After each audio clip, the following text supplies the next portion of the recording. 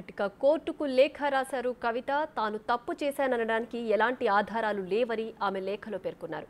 ఈ కేసుతో తన వ్యక్తిగత, రాజకీయ గౌరవం దెబ్బతిందన్న కవిత ఎందుకు కస్టడీకి పొడిగించామని అంటున్నారో తెలియదని వ్యాఖ్యానించారు.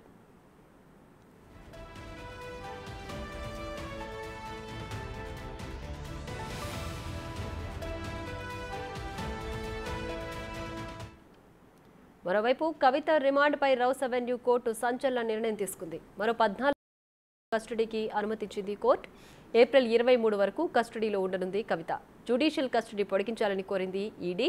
Delhi liquor policy, money laundering కేసులు దర్యాప్తు కొనసాగుతుందని, కవిత జ్యుడిషియల్ కస్టడీ 14 రోజుల పాటు పొడిగించాలని కోర్టును కోరింది ఈడీ. ఈ తరుణంలో కోర్టు తీర్పునిచ్చింది. మరోవైపు కోర్టులో కవితను మాట్లాడేందుకు అనుమతి ఇవ్వాలని కోరారు కవిత తరపు న్యాయవాది.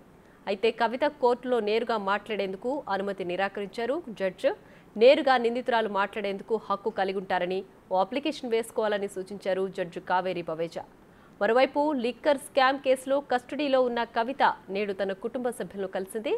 జడ్జి అనుమతితో భర్త, మామ, మరిది సహా తన కుటుంబ సభ్యులతో ముచ్చటించింది. కవిత కోర్టుకు లేఖ రాశారు. తాను తప్పు చేశాను అనడానికి ఎలాంటి ఆధారాలు లేవని ఆమె లేఖలో పేర్కొన్నారు. ఈ కేసుతో తన వ్యక్తిగత, రాజకీయ గౌరవం దెబ్బతిందన్న కవిత ఎందుకు కస్టడీ పొడిగించమని అంటున్నారో తెలియదని వ్యాఖ్యానించారు.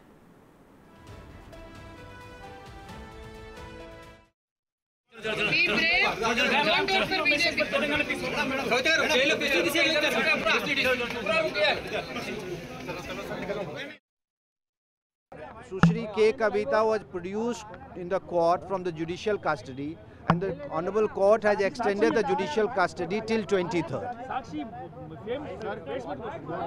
कोर्ट ने हमें मना नहीं किया. कोर्ट ने कहा कि आप एक एप्लीकेशन मूव कर दीजिए, उसके बाद हम डिसाइड करेंगे वो. तो she was not the right of speaking in the court was not denied, but then court has directed us to file an application for that. See, the court her court के अपने तौर तरीके होते हैं. उन्होंने अपने हिसाब से एप्लीकेशन मांगा है और हम एप्लीकेशन फाइल कर लेंगे. మరోవైపు కవిత రిమాండ్పై రౌస్ అవెన్యూ కోర్టు సంచలన నిర్ణయం తీసుకుంది. మరో 14 రోజుల పాటు కస్టడీకి అనుమతించింది కోర్టు. ఏప్రిల్ 23 వరకు కస్టడీలో ఉండనుంది కవిత. కవిత బయటుంటే కేసు దర్యాప్తు ప్రభావితం అవుతుందని జ్యుడిషియల్ కస్టడీ పొడిగించాలని కోరింది ED. Delhi liquor policy, money laundering case దర్యాప్తు కొనసాగుతుందని, కవిత జ్యుడిషియల్ కస్టడీ 14 రోజుల పాటు పొడిగించాలని కోర్టును కోరింది ఈడీ. ఈ తరుణంలో కోర్టు తీర్పునిచ్చింది. మరోవైపు కోర్టులో కవితను మాట్లాడేందుకు అనుమతి ఇవ్వాలని కోరారు కవిత తరపు న్యాయవాది. అయితే కవిత కోర్టులో నేరుగా మాట్లాడేందుకు అనుమతి నిరాకరించారు జడ్జి కావేరి బవేజా.